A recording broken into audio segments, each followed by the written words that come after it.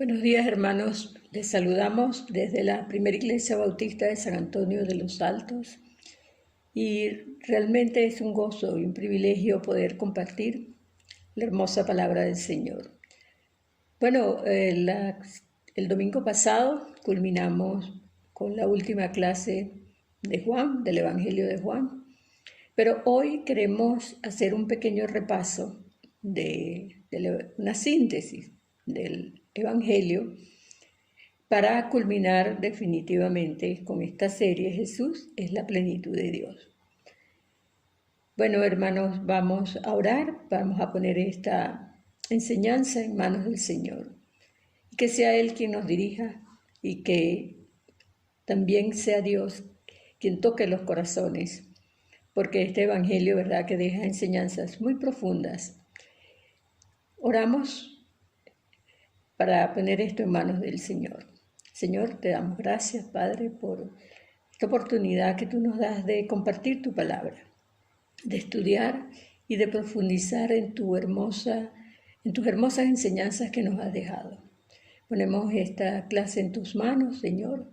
Toca tú los corazones, Padre, y que estas enseñanzas sean de provecho y de beneficio y redargullan en los corazones de cada uno que las oye. Te damos gracias en el nombre de Jesús. Amén. Bueno, hermanos, Juan, que es el autor de este evangelio, de este cuarto evangelio, quedaba como testigo ocular, solitario, ¿verdad? Porque ya los demás compañeros de él, del apostolado, ya habían muerto. Y era realmente el más autorizado para dar un testimonio de todo el ministerio de Jesucristo, ¿verdad? Porque ya tenía casi 70 años de experiencia cristiana. Pero Juan no hace una biografía de Jesucristo. Bueno, y no tenía por qué hacerlo, porque ya Mateo, Lucas y Marcos ya habían dado bastante información acerca de la vida de Jesucristo. Fíjense que Juan no hace ni siquiera mención de la genealogía de Jesucristo. Y ya ellos habían dejado datos suficientes acerca del Maestro y que eran conocidos por toda la iglesia y que eran del dominio público, pues, y constituían un valioso patrimonio de la iglesia. Entonces Juan lo que hace es una contribución única de la vida de Jesús, que no aparecen en los otros evangelios, y que ayudan a entender también los otros ciertos acontecimientos en los otros evangelios. De manera que la obra de Juan es inspirada, por supuesto, por el Espíritu Santo.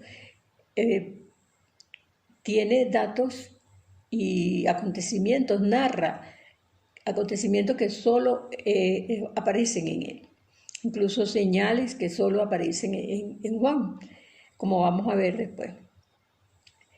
Entonces se supone que más o menos como en el año 100 después de Cristo, y Juan fíjense que se refiere a sí mismo como el apóstol o como el discípulo amado, ese discípulo que amaba a Jesús y que aparecía recostado, ¿verdad?, al lado de Jesús. Y esto implica la humildad con que Juan expresa en sus acciones, pues, y su relación que tenía con el Señor. Porque fíjense que ni siquiera él, nunca se menciona a él con su nombre, pues. Entonces, pero el enfoque central de este libro es la vida de Dios, plenamente en Cristo, para los que lo reciben y los que creen en Él. Es decir, entre la persona de Jesucristo y el significado espiritual que tiene Jesucristo para la vida de nosotros.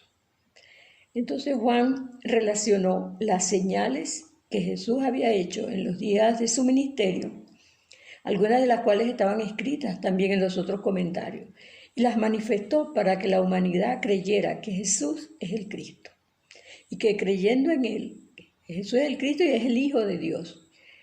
Y para que creyendo en Él tengan vida en Él, en su nombre, como lo dice en Juan 20:21, que es el versículo estrella, como vamos a ver aquí después y que más adelante vamos a ver cuál es el propósito de ese libro, ¿verdad? Entonces, era conveniente entonces escribir teniendo ese objetivo en mente, que Jesús es el Hijo de Dios. Y por eso las grandes señales realizadas por el Señor Jesús estarían enfocadas o apuntaban a ese objetivo. El Evangelio de Juan es único, es sublime, y esa sublimidad es producto de dos factores. Uno, que es la sencillez y la profundidad. La sencillez porque es un evangelio que le encanta a los niños e incluso se utiliza mucho el Evangelio de Juan para enseñar a los niños. Y tan profundo que aún ni siquiera los más notables no han podido todavía penetrar en la profundidad de todo su contenido. En este evangelio también se destaca el amor de Dios, porque fíjense que aquí encontramos ese versículo que todos conocemos, que es Juan 3:16, porque de tal manera amó Dios al mundo que ha dado a su Hijo unigénito para que todo aquel que en él crea no se pierda, mas tenga vida eterna. Ahora nosotros vamos a ver un bosquejo también de la estructura del Evangelio, como un repaso, porque ya lo habíamos visto en la lección número 1. Y habíamos visto que se destaca el prólogo, un prólogo, ¿verdad? El libro de las señales, el libro de la comunidad, el libro de la glorificación y el epílogo, que sería la última parte. Encontramos 7 señales que se intercalan entre 7 discursos y que demuestran la deidad y la superioridad de su evangelio y su gracia. También encontramos 7 discursos mezclados entre esas señales que los vimos, ¿verdad? Como son, encontramos también los yo soy, 7 yo soy, que son yo soy el pan de vida, yo soy la luz del mundo, yo soy la puerta, yo soy el buen pastor, yo soy la resurrección y la vida, el camino, yo soy el camino, la verdad y la vida, y la vid verdadera. Juan es el evangelio más teológico, donde se presenta un prólogo con mucha enseñanza teológica. Fíjense, donde se muestra que Jesús es el Verbo y su preexistencia. Nos presenta mayor cantidad de material didáctico y de enseñanza del Espíritu Santo. Nos remota más allá de la historia. Fíjense cuando él dice que nos lleva más allá de las galaxias, digamos, a la misma eternidad, al consejo eterno de Dios. El personaje de quien se ha propuesto escribir no es más ni menos que el Eterno, el coeterno con el Padre y con el Espíritu Santo. Cuando lo que es no era. Antes de que el tiempo comenzara, allá en el centro de la eternidad estaba Jesucristo. Y cuando la obra de la creación hubo de efectuarse, todas las cosas por Él fueron hechas. Cuando los tiempos de Dios se cumplen, aquel verbo fue hecho carne. El eterno creador, el infinito e inmutable, se hizo carne. Entonces, ¿qué es lo que nos quiere decir? Que ese verbo que ya existía, o sea, que Jesucristo existía antes, mucho antes de la fundación del mundo, antes de la creación del mundo. O sea, siempre ha existido. Y ese eterno, inmutable, se hizo carne y vino a habitar con nosotros. Estas enseñanzas tan profundas solo las presenta Juan, donde nos hace meditar en lo que es la preexistencia de Jesucristo. El Evangelio de Juan es eminentemente práctico. No solamente quiere inspirar fe en los que lo escuchan, sino lo que esa fe en Jesucristo produce.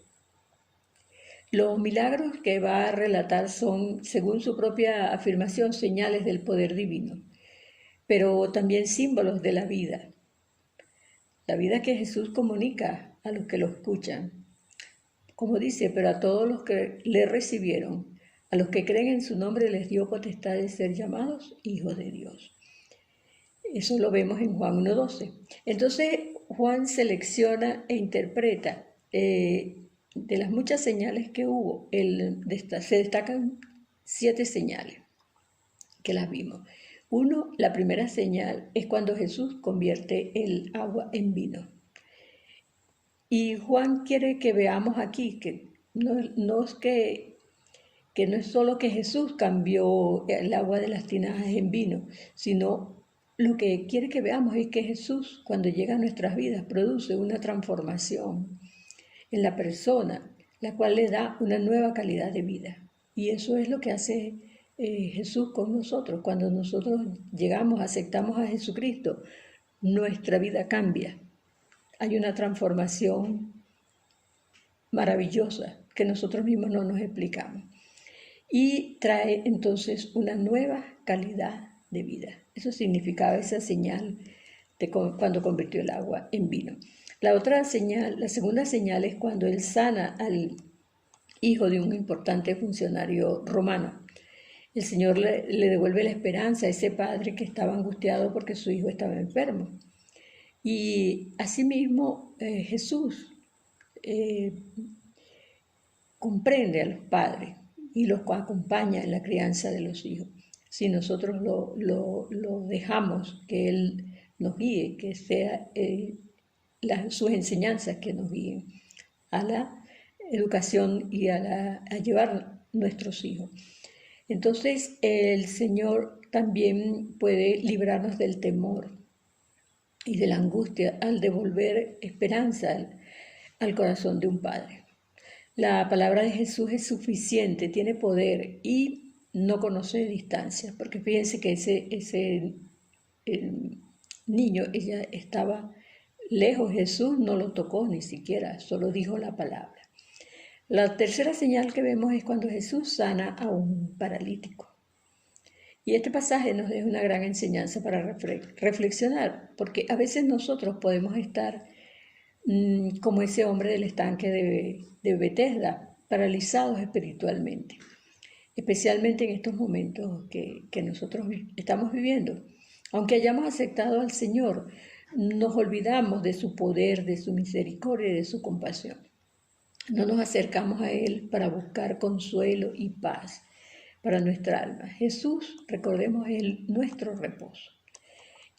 Fíjense cómo estas señales van, Juan las usa, ¿verdad? Inspirado por el Espíritu Santo, para dejarnos esas enseñanzas y para darnos consuelo, aliento en las diferentes circunstancias de nuestra vida. También vimos la cuarta señal, que es la alimentación de las 5.000 personas. Y esto nos quiere decir que Jesús suple milagrosamente. Y nosotros lo podemos ver ahorita. Cuando nosotros hay escasez de cosas, aunque tengamos el dinero, a veces no lo encontramos. O a veces no tenemos cómo comprarlo porque es muy costoso. Pero Jesús siempre nos suple. Siempre tenemos que comer, siempre tenemos con qué alimentar a los nuestros, ¿verdad? Entonces, Él hace de una manera milagrosa, nos suple a nosotros y se interesa por nuestra vida en concreto. Él es el pan de vida y ese pan que no perece, sino que permanece para siempre.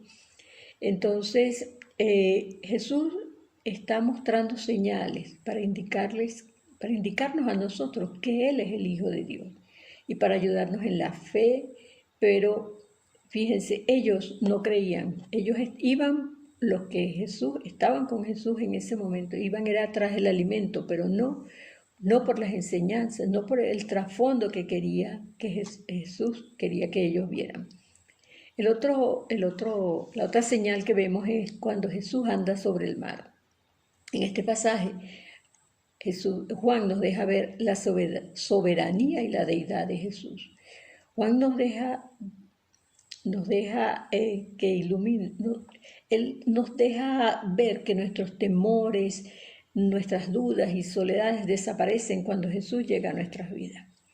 Asimismo, cuando Jesús se montó en esa barca, ellos encontraron paz, calma, y también nos está demostrando el poder que tiene Jesús sobre la naturaleza, sobre la creación, digamos. Entonces, cómo Él puede calmar tempestades, puede caminar sobre el mar, demostrando su poder y su soberanía y su deidad, porque les dio. La otra señal que vimos es cuando Jesús sana a un ciego de nacimiento. Este relato reúne dos aspectos del ministerio de Jesús: el que es el ser luz del mundo, que ilumina a los que creen, pero a la vez resulta en juicio y ceguera espiritual para los que no creen, para los que se rehúsan en creer en Jesús. Y la última señal, que es la resurrección de Lázaro, la séptima señal. Aparentemente Juan escogió esta señal como el broche de oro de las obras de Jesús, las cuales sirven para identificarlo como el Mesías de Dios. Es el único de los 4 evangelios que menciona este evento. La resurrección, vemos que nos deja este pasaje, esta señal, que la resurrección ya no es una promesa, es una realidad. Y estas son las buenas noticias que trajo Jesús al mundo, y todavía son noticias. Jesús puede sacarnos de esa tumba oscura y vacía y darnos otra oportunidad para una vida nueva. Por eso es que vale la pena seguir a Jesús.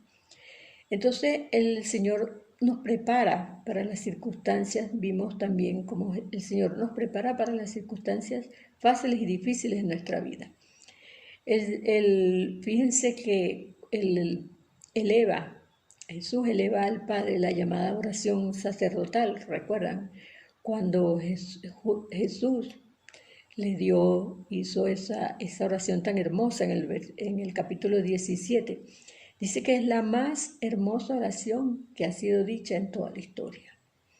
Y allí nosotros, recuerden que vimos que allí están todos los propósitos de la iglesia, que los hemos denominado pesca, ¿verdad? Que es proclamación, enseñar la palabra del Señor, compartir, servir y adorar a Dios. Entonces allí están en esa hermosa oración que hizo Jesús a Dios, pues, pero él oraba por los discípulos, y es una oración para nuestras vidas, para enseñanza de nuestras vidas. Entonces vemos que luego viene la institución de la cena del Señor, luego Getsemaní, la traición, el arresto, la negación, la huida del resto de los discípulos, todos los pasos que se suceden hasta culminar su crucifixión en el monte del Calvario y para salvarnos de nuestros pecados. Eso fue la resurrección, ¿verdad? Pero vamos a ver cuál es el propósito de este libro. Y fíjense que es el único evangelio que claramente define su propósito, como leemos en el capítulo 20, versículo 31. Dice: pero estas cosas se han escrito para que creáis que Jesús es el Cristo, el Hijo de Dios, y para que creyendo tengáis vida en su nombre. Aquí vemos que hay un propósito evangelístico, el cual se demuestra por el hecho de que la palabra creer aparece mucho más veces en este evangelio que en los otros. También Juan escribió su libro para proveer una fe salvadora a sus lectores, de que recibirían la vida eterna. Esa es la fe salvadora. Hay un propósito también apologético, es decir, que defiende el cristianismo, el cual es convencer a los lectores de la verdadera identidad de Jesús como el Dios hombre, encarnado, el cual fue profetizado, ¿verdad? Y donde la naturaleza divina y humana de Jesús estaban completamente unidas, ¿verdad?, en Cristo.